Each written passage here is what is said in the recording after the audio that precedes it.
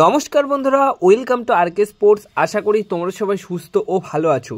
তো আগামীকাল কিন্তু কেরালা ব্লাস্টার্স দলের ঘরের মাঠে মোহনবাগান দল একটি গুরুত্বপূর্ণ ম্যাচে নামতে চলেছে। যেভাবে গোয়া এখন পয়েন্টস টেবিলে মোহনবাগান দলকে তাড়া করছে, তাতে করে কিন্তু নেক্সট 3 থেকে 4টে ম্যাচ যেটা রয়েছে সেটা কিন্তু সব থেকে গুরুত্বপূর্ণ। তাই এই গুরুত্বপূর্ণ ম্যাচগুলোর মধ্যে বিশাল বড় একটা ম্যাচ রয়েছে কেরালা ব্লাস্টার্স দলের এগেনস্টে, যেটা আগামীকাল হবে। তো এই ম্যাচে মোহনবাগান দলের প্লেইং 11 কি হতে পারে, পরিবর্তন করে কি প্লেইং 11 নামাতে পারে, সেটা নিয়ে কিন্তু আজকের এই ভিডিওতে কথা বলবো। তো বন্ধুরা, এই ম্যাচে অবশ্যই কোচ মলিনাকে বাধ্য হয়ে কিছু পরিবর্তন করতে হচ্ছে, কারণ কিছু কিছু ফুটবলাররা চোটের মধ্যে রয়েছে, আর কিছু ফুটবলাররা কাঠ সমস্যার জন্য খেলতে পারবে না। তাই বাধ্য হয়ে কিছু পরিবর্তন করেই একটা ঠিকঠাক প্লেইং 11 নামাতে হবে কোচ মলিনাকে। তো সেই অনুযায়ী কোচ মলিনার প্লেইং 11-এর ফরমেশন থাকতে পারে 4-2-3-1। 4-2-3-1 ফরমেশনে গোলকিপারে বিশাল কায়েত, দুইজন সেন্টার ব্যাক পজিশনে খেলবেন অবশ্যই টম অ্যালড্রেড এবং অ্যালবাতো রদ্রিগেজ। রাইট ব্যাক পজিশনে আশিস রাইট তার চোটের কারণে খেলতে পারবে না, তার জন্য খেলবে এই ম্যাচে দীপেন্দু বিশ্বাস। যথেষ্ট ভালো ভরসাযোগ্য পারফরমেন্স তিনি করছেন এবং আশা করা যায় যে এই ম্যাচেও সে বুক চিতিয়ে লড়াই করবে। এছাড়া লেফট ব্যাক পজিশনে অবশ্যই সুভাশিস বোস খেলবেন ক্যাপ্টেন। তো দুই পাশের দুই যে সাইড ব্যাক সেটা কিন্তু দুটোই বাঙালি ফুটবলার। এবার মাঝমাঠে খেলার জন্য আপুয়া এবং দীপক টাংরি কিন্তু পাশাপাশি সেন্টার মিডফিল্ড পজিশনে খেলবেন।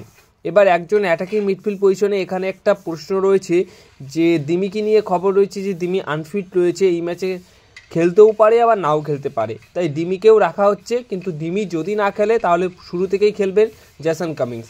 আর জ্যাসন কামিংস কিন্তু এই জায়গাতে খুব ভালো পারফরমেন্স করছে। এবার রাইট উইঙ্গার পজিশনে মানবীর সিং খেলবেন, লেফট উইঙ্গার পজিশনে খেলবেন লিস্টন কুলাসো, আর একজন স্ট্রাইকার পজিশনে খেলবেন জ্যামি ম্যাকলায়ন।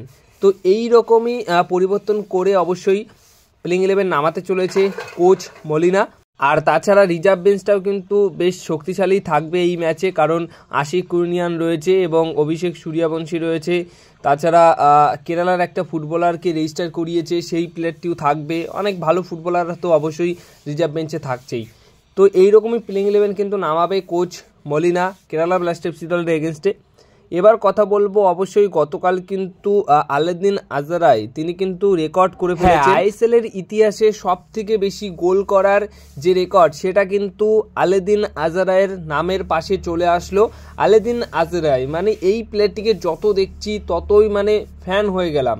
শুরু থেকেই প্লেয়ারটির মধ্যে একটা চনমনে ব্যাপার ছিল যে ভালো পারফরমেন্স এই বছর করবে, তো সেটাই কিন্তু করলো। মানে এখনও অবধি সেই রকমভাবেই তার সময় যাচ্ছে নর্থ ইস্ট ইউনাইটেড এফসি দলের জন্য, এবং আইএসএলে তিনি অলরেডি কিন্তু যে রেকর্ড করে ফেলেছে, আগামী 5 বছরে তো এই রেকর্ড কেউ ভাঙতে পারবে না, কিন্তু যে রেকর্ডটা তিনি করেছেন ভাঙার মতো রেকর্ড আছে অবশ্যই, যে কোনো প্লেয়ার করতেই পারে, কিন্তু অনেক দিন ধরেই কিন্তু এই রেকর্ডটা তার নামের পাশে থাকবে অবশ্যই।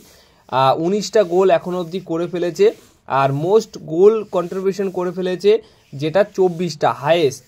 এখনও অবধি কিন্তু কোনো বিদেশি বলো বা ভারতীয় বলো কোনো প্লেয়ারই কিন্তু এই জিনিসটা করতে পারেনি। কোরো ওকবেচেকে ছাড়িয়ে গেছে আলেদিন আজারাই, এখন টপ মানে 1 নম্বর পজিশনে রয়েছে এই লিস্টে, যে আইএসএলের ইতিহাসে সব থেকে বেশি গোল করেছে একটা সিঙ্গেল সিজনে। এবং সিঙ্গেল সিজন নয়, পুরো মানে ইতিহাসটাই এরকম যে এইরকমভাবে একটা সিঙ্গেল সিজনে অন্য কোনো প্লেয়ার গোল করতে পারেনি এত কটা গোল যেটা আলেদিন আজারাই করেছে। তো আলেদিন আজারাই অবশ্যই বন্ধুরা, যতই নর্থ ইস্ট ইউনাইটেড এফসি দল তার সাথে কন্ট্রাক্ট বাড়ানোর জন্য চুক্তি পাঠায় বা সেই রকমভাবে অ্যাপ্রোচ করে, অবশ্যই এই প্লেয়ারটির জন্য কিন্তু আইএসএলের নেক্সট সিজনের আগে যে সামার ট্রান্সফার উইন্ডো খোলা থাকবে সেখানে কিন্তু কিছু বড় বড় ক্লাব তার জন্য অবশ্যই ঝাঁপাবে।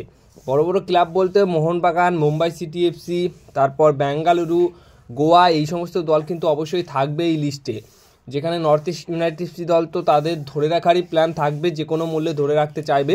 আর নর্থ ইস্ট ইউনাইটেড এফসি দল এমন একটা দল যারা কিন্তু ভালো মানের স্ট্রাইকার নিয়ে আসে, এবং সেই দল থেকে খেলার পর কিন্তু ভালো ভালো স্ট্রাইকাররা অন্যান্য বড় দলে গিয়ে খেলে।